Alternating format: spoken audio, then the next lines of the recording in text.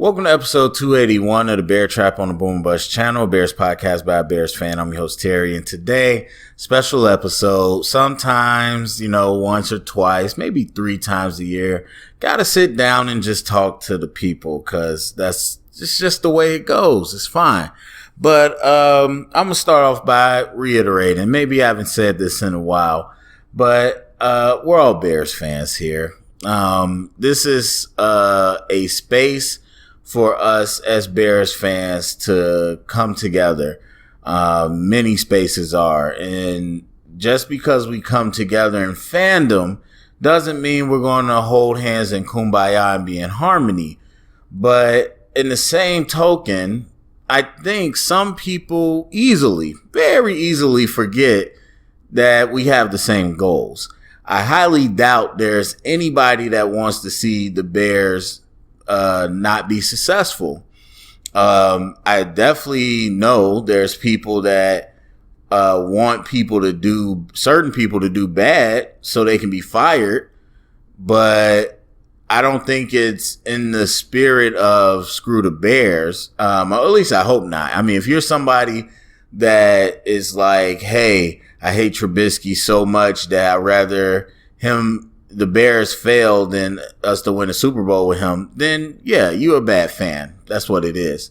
But I like to think most of us aren't like that. I like to think most of us want the Bears to win. We might have different ideas of how to get there and different ideas of who needs to go and who needs to stay. But at the end of the day, I like to think we're all fans. But I will say this. This is something I said early when I started this channel.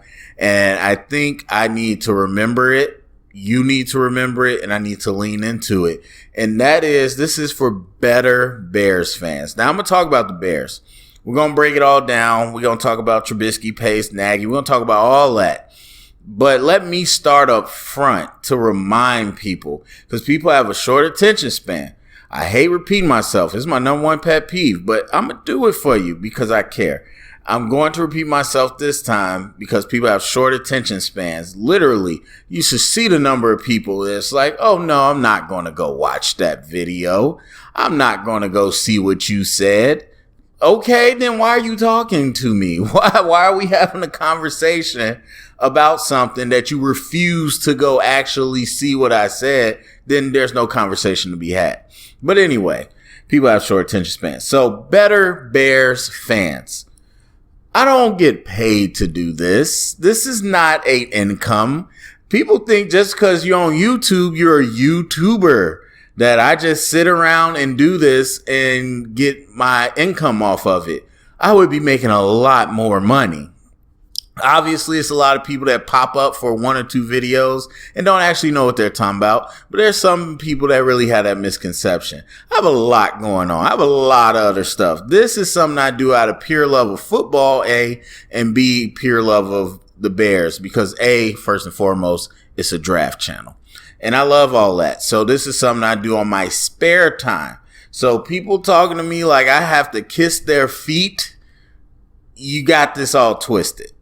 This is about better Bears fans. Like at first, it's just me putting the content out there. But within that same token, I'm not going to placate to whoever wants this to be their cheerleading section or whoever wants this to be their hate section. This is what I honestly feel about the Bears in their situation, given what I know about football and everything else. That's my opinion. If you have a better opinion, if you got better content, go make it. Go make it. Instead of spending time here, go make it. I'm not begging anybody to stay. Like, if people want to support so we can do more, fine. They haven't. Okay, cool. I'm going to continue to do this. But if we ever get to a point where people support and we can do more, that's icing on the cake. I don't have to do that. This is about better Bears fans. I got fans and people think everything's pointed at them. You don't understand how many people I talk to. You don't understand how many people I talk through so many different channels. So it's not just you. I've heard this stuff from so many different people. And, you know, there's people that's like, well, don't talk about stuff if it's not positive. Don't talk about stuff if you're not holding people accountable with these low standards. And it's funny because I have a lot of YouTubers I watch, and so many of them like, hey, if you get into YouTube, just realize like people going to attack you from all sides.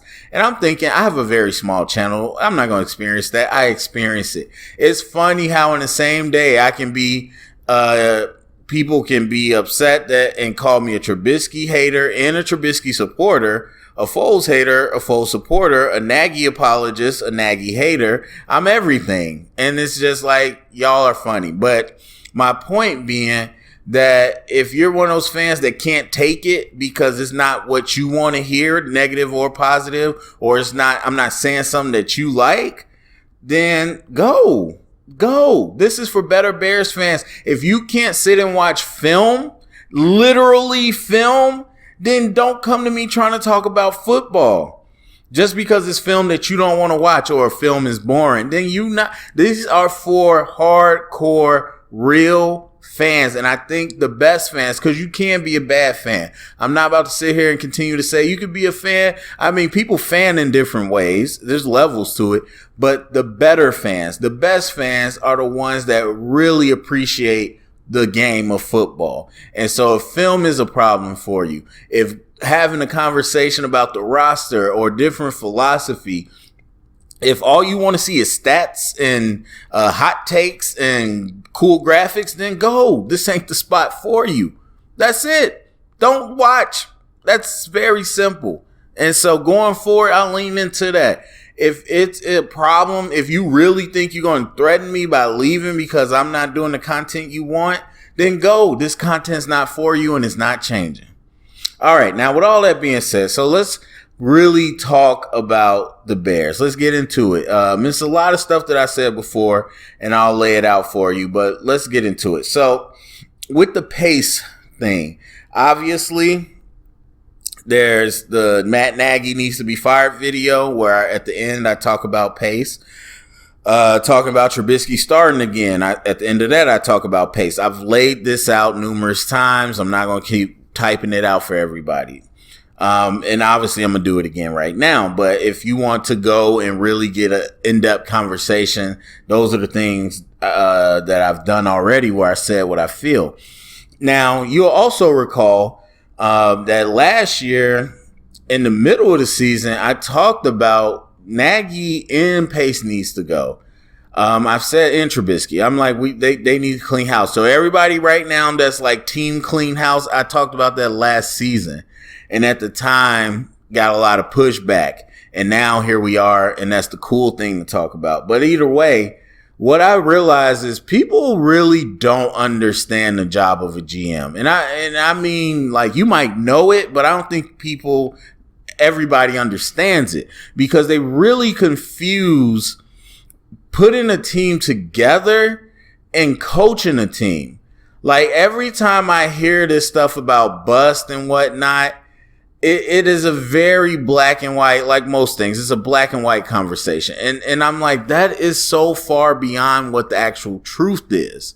Like, when it comes to these things, it's a very complicated and delicate thing. It's not, yes, they did it. No, they didn't. It's a gray, because number one, when you're talking about building a team and we're talking about draft, because that's only one part of it. So one part is draft. When you're talking about draft and you're like, oh, this is a bust. This is a bust. This is a bust. A lot of times you hear people speak about it as if that player doesn't know how to play football. And I will tell you, vast majority of the time, and I'm talking 99% of the time, the person can play football. You don't dominate college. You don't have crazy stats. You don't blow up a combine. You don't do all these things in combination, not just one, but you don't do all these things in combination and not know how to play football. The vast majority of the time, it's a player that is not in a situation where they can thrive, or they just psychologically aren't into it. They're not a football player. They're not, and that's not even true, because there's some Hall of Fame players that aren't quote unquote football players. Like, they don't love the game. But either way, they love it enough or they like it enough to where they know how to lock in and do what they need to do. Most of the time, that's the reason somebody fails.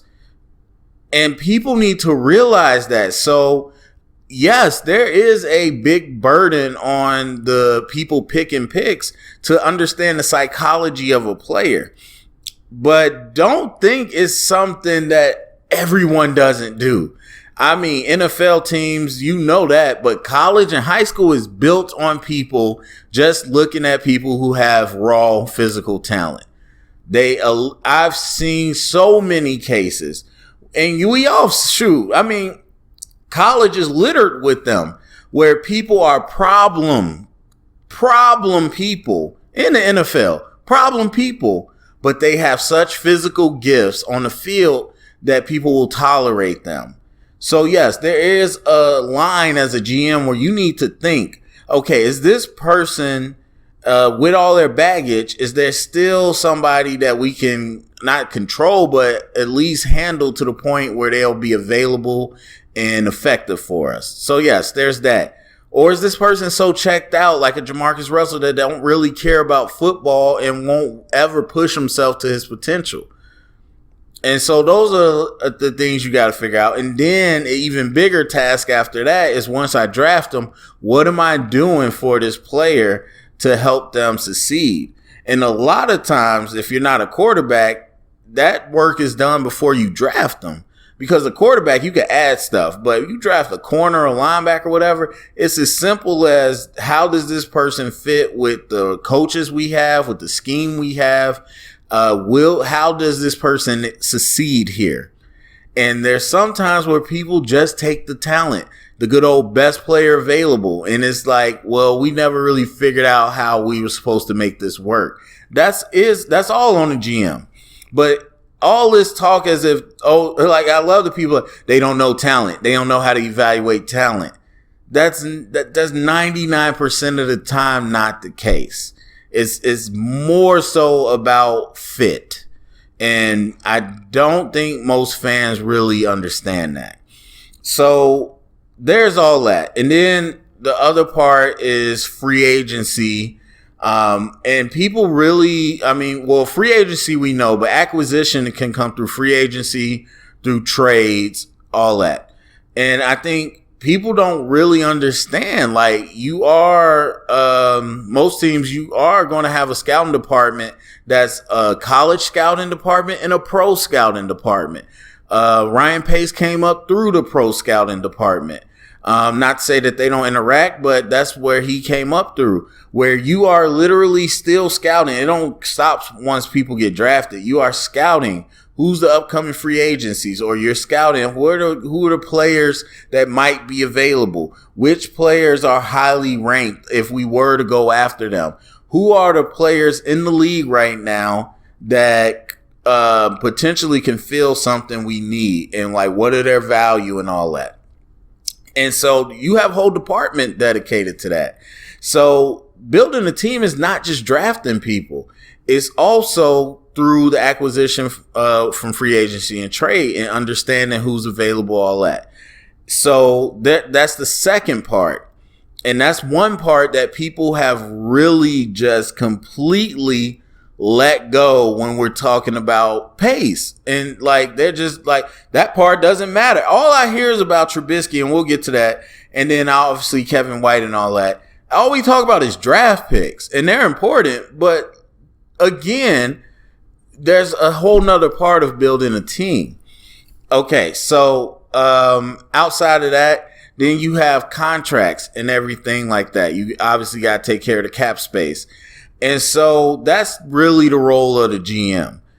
And one thing that the NFL has done for a while and continues to do that I've said for so long makes no sense and is dumb is have this hierarchy of the GM over the coach. The GM and the coach should be on the equal playing field, reporting up to the owner or the vice president. That's how it should be. This idea that the GM picked the coach and so the GM's in charge of everything is a lie, because that's not how it plays out. And so I understand when people look at it and they say, oh, well, Pace picked the coach, so everything that Nagy does is Pace's fault. And I'm just like, that's not true at all. That is just so far from the truth. Most of the stuff, 99%, I wouldn't say 99, but 95% of the stuff Nagy does is through him. Like, yes, you pick. It's same thing with Ted Phillips. Everybody's like, get rid of Ted Phillips. I'm like, the man has been on the business side for so long. But they have him come in and help with the GM search. And so now everything the GM does is his fault. And it's like, that's not true. He doesn't even do anything with the GM after that. And then the GM picks the coach. So everything he does, that's not true. He doesn't do a whole lot with the coach during the season after that. The only thing the GM is doing during the season, I mean, obviously you tap in, but you're not calling plays. You're not creating plays. You're not setting up practice. You're not telling people when to practice. You're not doing any of the management. You just deliver the groceries. And so this idea that the NFL has lived on for so long and fans just believe is, well, if the coach is bad, everybody needs to go. GM needs to go too then. And I think it's such a silly idea. I'll say that. The idea that, oh, you picked the coach didn't work, so now y'all all got to get fired. We're just going to disregard anything else. You just need to be fired. I don't agree with that. I don't think, well, I know for a fact the GMs don't have that much influence. Like, yes, it's all that initial work, but once they come in, they're going to do what they do and you don't know. And then I see some people talking about, what Nagy's philosophy and stuff. That don't mean anything. People lie in interviews. I don't know if y'all know that. People can say a whole lot of stuff in interviews and then come in and it not work out that way. But then on top of that, you're talking about a prospect. Same thing like the draft. These are prospects. These aren't people that are fully made. There's going to be bumps in the road and there's going to be work on your part to get them where they need to go. So this idea that a first-time head coach who's a hot prospect is supposed to come in and be perfect at everything or whatever is silly. And not to say that people are saying he has to be perfect, but at the same time, just holding this standard is silly. I mean, he didn't work out. That's what it is. But again, a lot of people tie the GM to the coach's performance. And I don't really see that. It makes no sense to me. I mean, the job of the GM is not to coach the team. The job of the GM is to bring in the talent. And so when I look at the talent on the team, I can say, okay, do we have a lot of talent? Do we have a little bit? Is this talent being misused? Is this team talented, but something outside of the GM's control happens with the player and that's why they're not available? Or is the coach just really bad at his job? Like, there's different levels to it. It's not just black or white. And so that's where it all comes down to me. When you're talking about Pace, the man has put together a talented team. If you look at all the rosters, it would be hard for me to believe anybody puts them lower than 17 in the league. I would say they're probably tied for 15 or 14th as far as talented roster. And if you take out the quarterbacks, if you're just talking about the rest of the roster, it's not even close. We're definitely in the top 15. And so I'm not going to dismiss that. That is his job. He's brought that talent in. So all this stuff about like people connecting dots and really far reaching. Oh, the team doesn't block this, so it's Pace's fault. Or they don't call this, so it's Pace's fault because he brought in like that. That's to me is just overreaching and it's silly. So I look at the job of the GM and I say, okay, did you do that job? And then the job of a coach, I look at those things and say, did you do that? And I think a lot of people just conflate the two and don't really understand the difference into how much a coach has to put in and what a GM has to put in.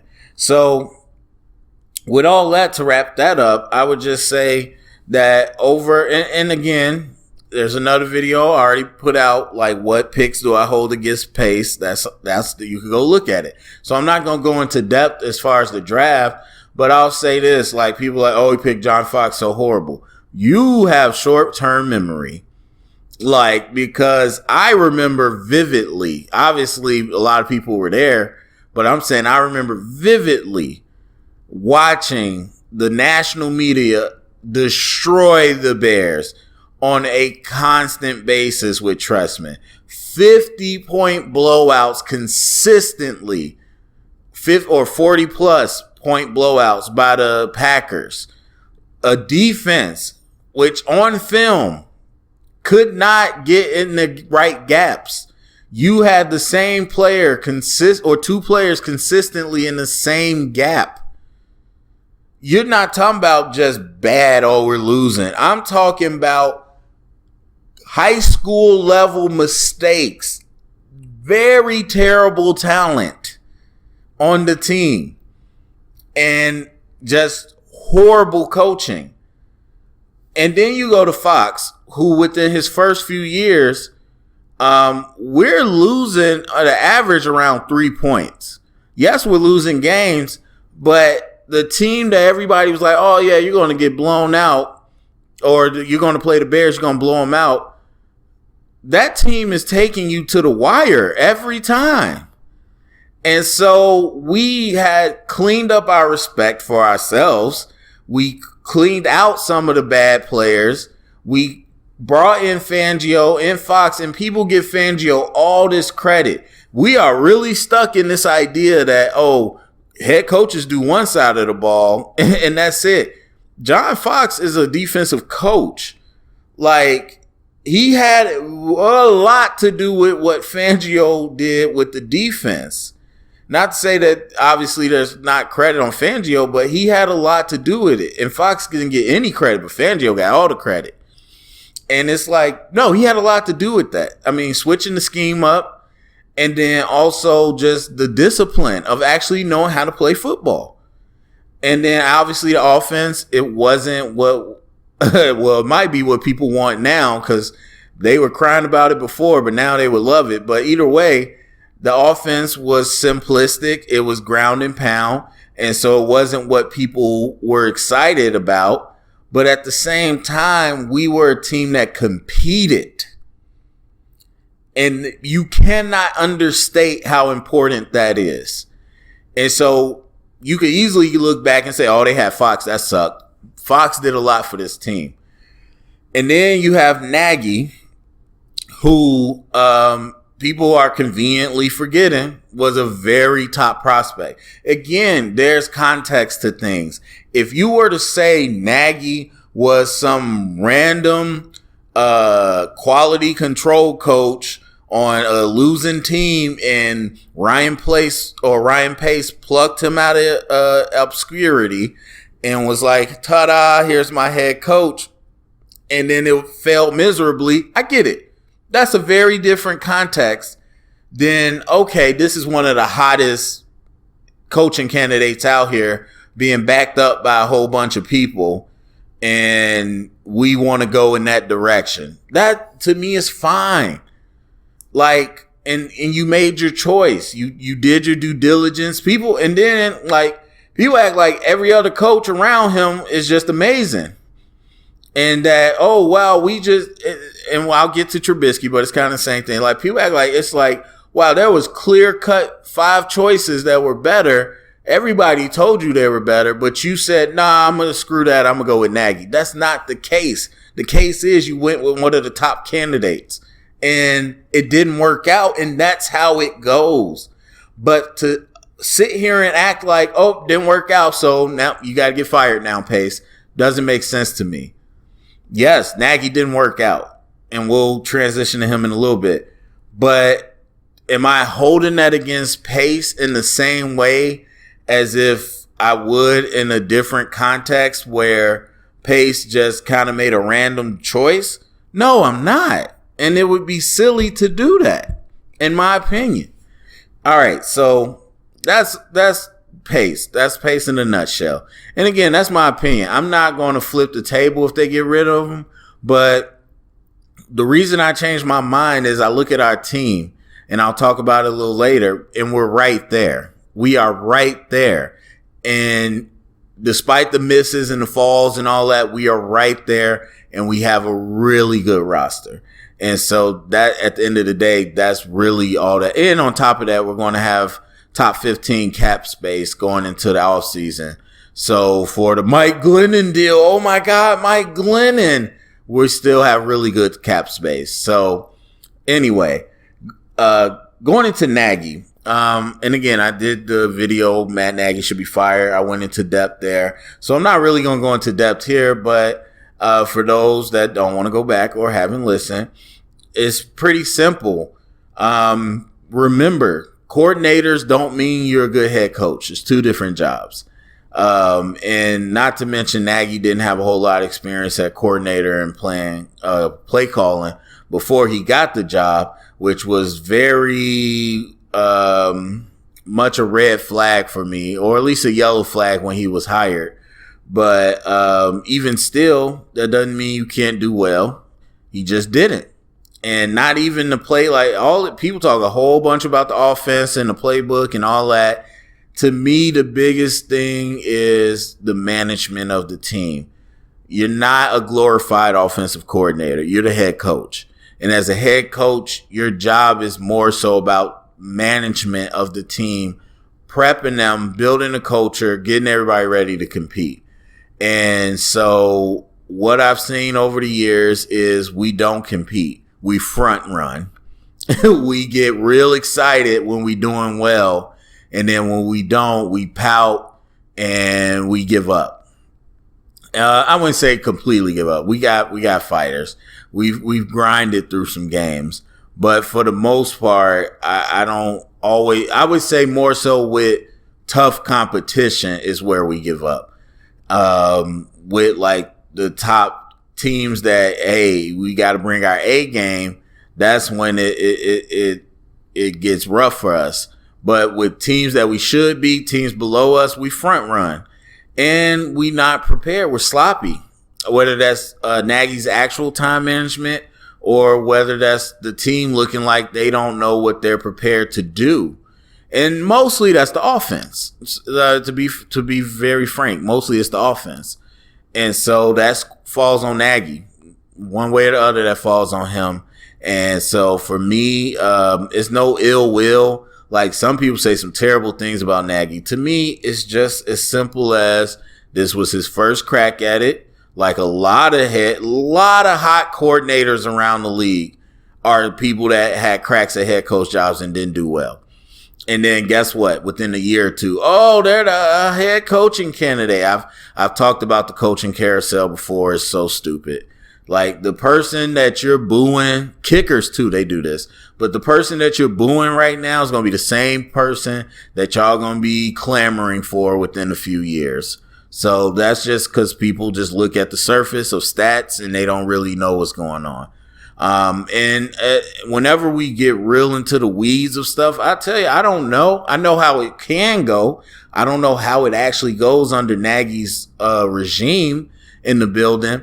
But what I do know is that it doesn't matter how it's going in the building, the job of a head coach is always the same.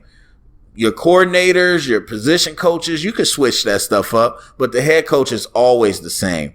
You're in charge of the overall management, and the overall management and preparedness of our team does not look great. And so that's it on Nagy. But again, I'm not faulting anyone for choosing Nagy.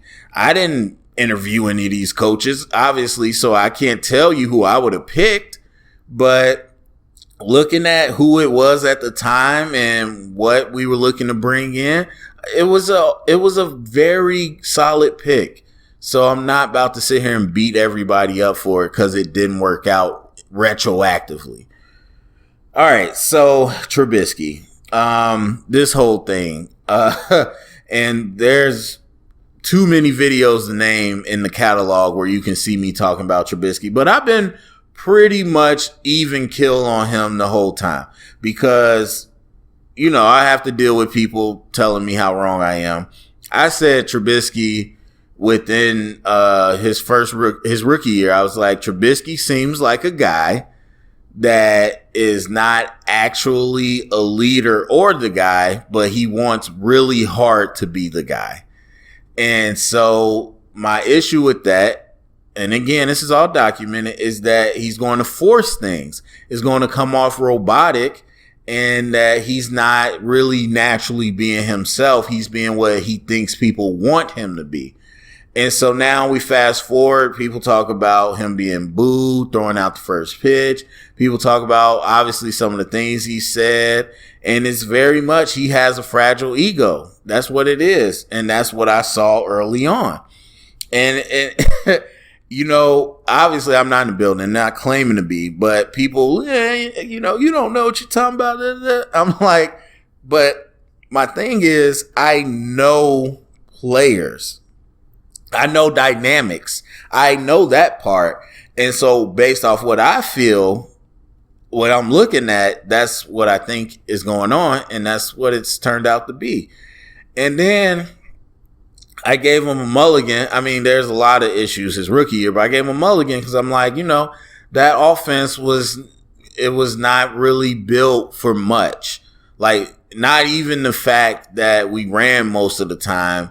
It's just the passing concepts that we did and it wasn't really built to teach, and they didn't really seem like they put much time into teaching them. So then they went all in with Nagy and everybody else to help Mitch out. And I'm like, okay, well, now let's start to see. Now that it's opening up, now that he has more West Coast concepts, now that he has all these things, let's see. And 2018, you saw some things that were good. I think he had an over-reliance on his legs before. And then I said in the Eagles game when he hurt his leg and he had to be in the pocket, I was like, okay, this is something they need to build on. They need to build on from here, teaching him like how to be more calm in the pocket. And then we got into the next season, and I said he's regressed after the first game against the Packers, and everyone went nuts. What do you mean he regressed? How would you even know? And then shortly in the middle of the season, Trubisky's regressed. And I'm just like, you could tell. You can see that he didn't take a step up. At best, he stayed stagnant. But I thought he regressed, and I thought, Kyle Long and everything. I'm like, that's not going to help either with the protection. And so his clock is speeding up. He's regressed. I mean, you brought in, never mind. But either way, I just think I feel like he's regressed. And I talked about that, and we went through the film, and we know how that played out. And so here we are. That all happened. But as far as the pick, and I've said this before, people are being revisionist once again. This idea that, Watson was clearly the best. And I 100% recognize there was a lot of Bears fans that wanted Watson. I get that.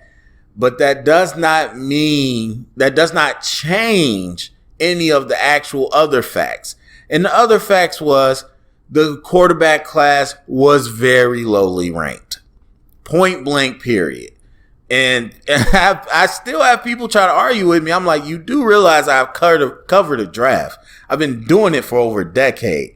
You can have your feelings, but don't tell me what the actual temperature was of the draft community, because I'm in that. The quarterback class was lowly ranked. As evidence, you had Mahomes go 10. And there's people like, well, other teams that need quarterbacks.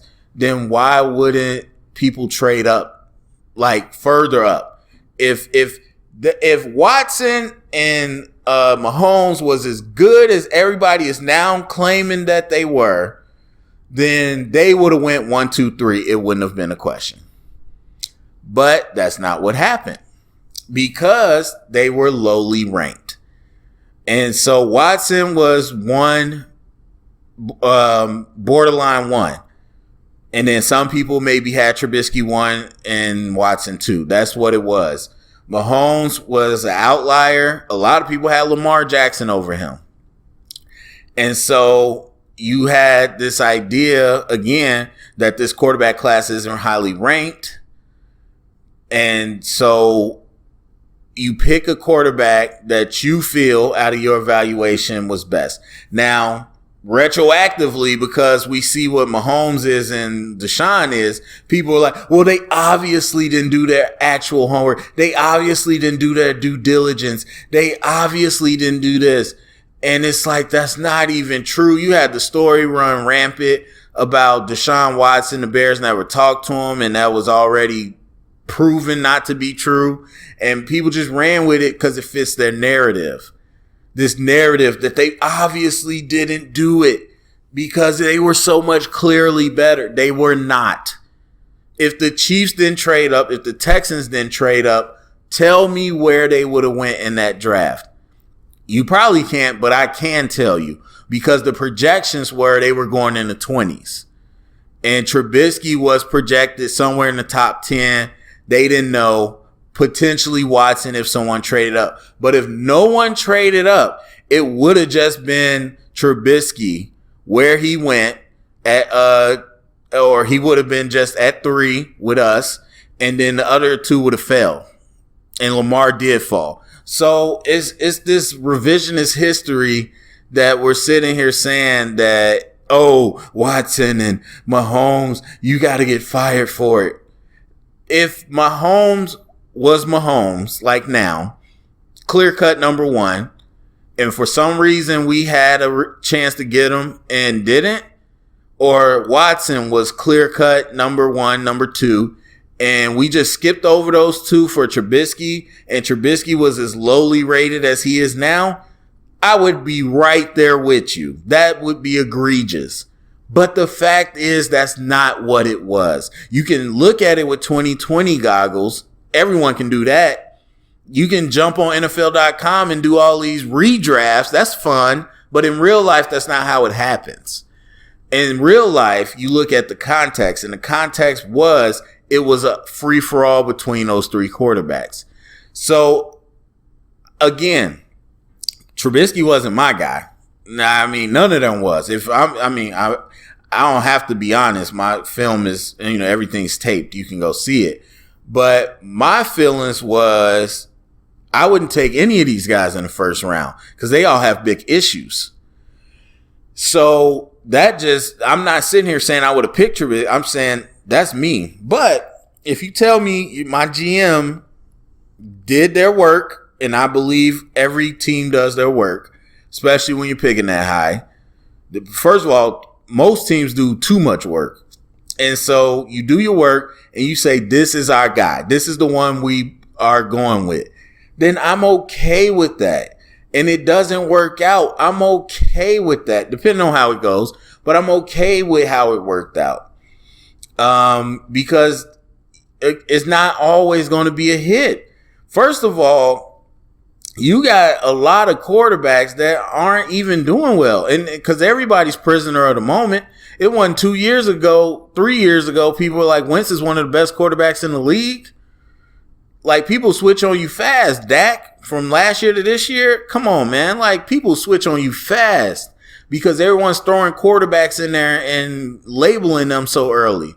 So I have no issue with things not working out because it's a crap shoot. Now, if you, if you had somebody that was clearly not the better prospect or clearly not a good prospect, then that's an issue. Or if you bring him in and you don't do anything to help him, like, I wouldn't call the Bengals out exactly for this. They got weapons and stuff, but I won't use the Bengals. But let's say David Carr, that's the best one to look at. If you do that and you just throw him to the Wolves, then that's a problem with the GM. But what they did for Trubisky is they put everything together. I don't care what you say. Allen Robinson is a top 15 or top 20 receiver to me. Anthony Miller can start on most teams in the league. Then you have Nagy. Obviously, you bring in a different scheme. They got Shaheen. We know it didn't work out, but you got stuff that you felt was going to help Trubisky. Let me take it back, because Trubisky was there before all that, but then you revamped it, and it might not have worked out, but you made the right call to put everything around him to try and help him, and it just didn't work out. And again, I honestly don't think Trubisky is beyond repair. I think he can be serviceable. He just needs a different environment and all that. But again, just the context of it is that you have to realize Trubisky didn't work out, but that doesn't mean that the GM now made some egregious, terrible thing. Like, it is so silly to me that you would sit here and say, let's say Mahomes didn't play well, or let's say Mahomes never started. He's still the backup. All of a sudden, that makes Pace more right? That doesn't make any sense. And people within the NFL know that. Like, these owners, the only reason most of this stuff goes the way it does, because people will be like, look, that's how it goes, Terry. You miss on a pick, you get fired. You do this, you get fired. The only reason that's commonplace is because it's ran by owners who don't know what they're doing. I hope y'all realize that. I hope y'all realize that if this was a pure, purely controlled by football minds, people would not be throwing quarterbacks in there right off the gun. People would not be firing coaches in the middle of the season. People would not fire a coach after a year. People would not fire a Super Bowl winning coach 2 years after you won a Super Bowl. People wouldn't do that. The only reason it happens is because owners pushed what happens to appease fans because they want money and they're impatient and they have ego. But the truth of the matter is, this is how it goes. And so only this narrative that's driven by owners and sports media that, oh, Mahomes did good, so that makes you bad. That's dumb. So if they both were good, but Mahomes had 2 more touchdowns, does that now make my pick bad? It's dumb. It's just dumb. And so I don't buy into all that. I know Trubisky has had trouble. I know he needs to go, but I'm not about to kill Ryan Pace over it. And then we talk about him trading up. That was a fleece move. He was young. That was a fleece move. I said it at the time. But people act like he gave up 3 first-round picks to move up. Yes, he gave up some picks. And, Alvin Kamara was drafted. Shut up. There's zero guarantee we would have drafted Alvin Kamara if we kept that pick. That don't mean anything. Picks can hit anywhere. So I don't want to hear that. We got examples of 4th rounds and 5th rounds and 6th rounds and undrafted. You can get talent anywhere. So I don't want to hear that. Yes, you gave up draft capital, but it wasn't crazy draft capital. I don't like the move, but I'm not killing him over that. So that's all that in a nutshell. That's Pace, Nagy, all that. Current roster. That's the last thing I'm gonna wrap up. As I mentioned earlier, I think we're good. I talked about the roster many times. I do it in the off season. I think we all watch it on tape. We are really close. We are super close because Jalen Johnson, for every issue he has, he really helps solidify the team. Obviously, and again, that's for what we do. And so for what we do, he really has helped solidify that defensive unit. We're really close, though. I think probably I don't want to put a priority on it, but I'll say that strong safety is in the mix, a box safety, not just a purely box safety. I would say more of a dynamic safety, to be honest. That would be best because I don't like Eddie freelancing, and he makes a ton of mistakes. People do not realize. I tried to tell y'all last year, this man makes a ton of mistakes, but it's not so much that he can't do anything but middle of the field. I just don't like him freelancing around the box. Like, to me, Eddie comes down when he plays man coverage or when he's blitzing. And you might not know which one he's going to do because he's darn good at man coverage. And we should use that. But in order to do that, you got to have another safety that can then cover in the back. So I would like a guy that's physical, but then can cover in the back when needed. And so I need that. That would help out a lot. That would help balance things. That would help give us a much better presence in the run beyond the first level, which we're really good at the first level, but after that it gets suspect. If Trevathan is playing like he's been, I'm fine everywhere else besides pass rusher. The interior's fine, but we would need a pass rusher. Like the Robert Quinn thing, no, and Mac himself, don't get me started on him, but still good quality we have, but we would need something just a little bit, some more of a threat. Robert Quinn's not a threat. Robert Quinn can make plays, but he's not a threat. And teams don't treat him like one. And so if we can get somebody that can treat, that people would treat more like a threat, I would really enjoy that. But I like our rotation of interior guys and whatnot. And that's really it on the defense. That's two things. And then offensively, not an easy task, but we at least need one tackle.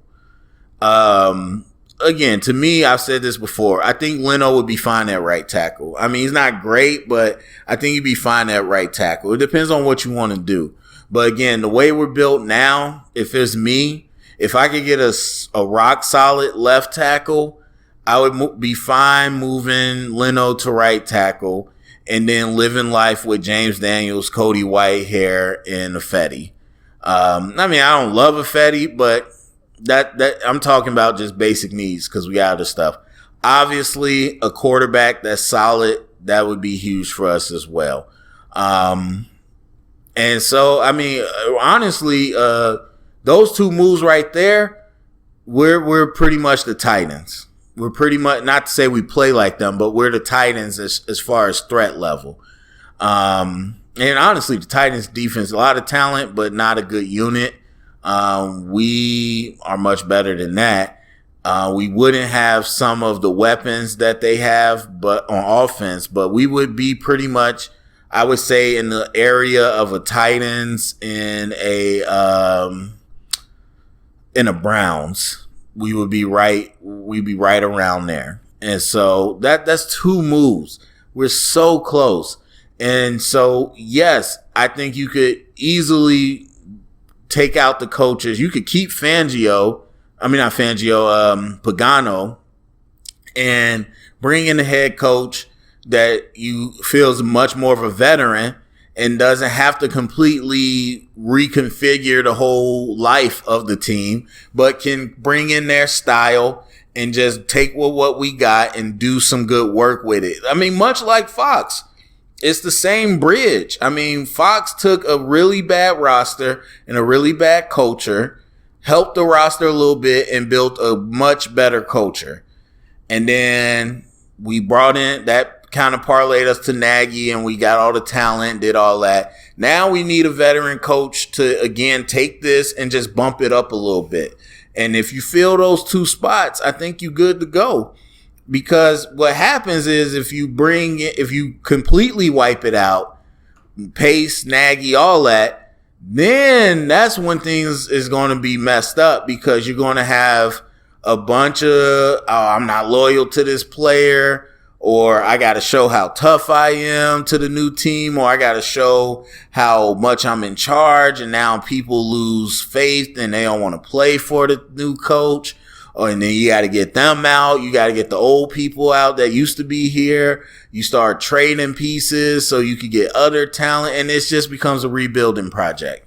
And not to say that that's never a option, but I think right now we shouldn't need to.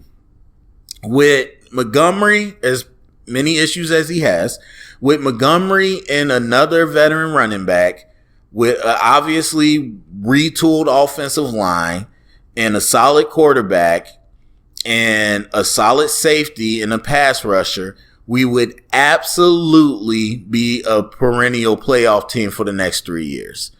And so I think we're very close, and that's why I in part say what I said about Pace. And so I have a lot of faith going forward. I have a lot of faith going forward. All right, so that's it for me. I know I said a lot. Go down in the comment section. Let me know what you think. Share it around. Get the conversation started. Thumbs up, subscribe, and remember, stay up and bear down.